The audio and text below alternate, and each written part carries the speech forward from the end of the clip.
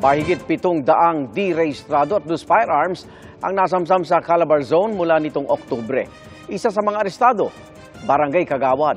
Saksi si John Consulta. Lantarang pinatetesting pa ang baril na umano'y ibinibenta ng target ng Lucena Police. Tumatawag na po ang ating pusang bayan. Tumatawag na po.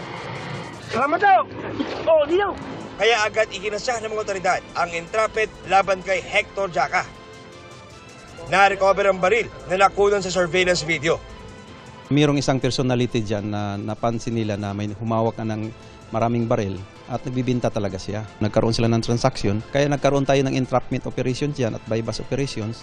Luckily, nakuha naman natin itong taong ito.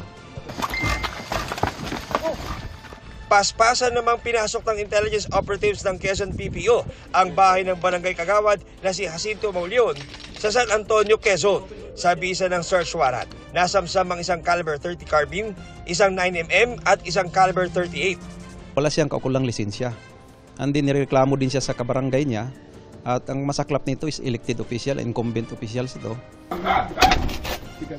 Sa Batangas City, isang caliber 22 rifle, kalibre 45, 9mm na baril at mga bala ang nakumpiska sa isang pinasok na bahay. Wala pang pahayag ang mga inaresto na nakakulong ngayon sa Lucena at Batangas City Police Station.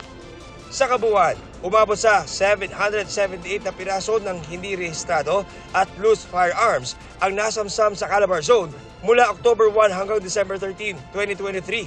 Ayon sa PNP PRO4A, pinaigting nila ang operasyon laban sa mga direhistradong baril para masawata ang indiscriminate firing tuwing bagong taon.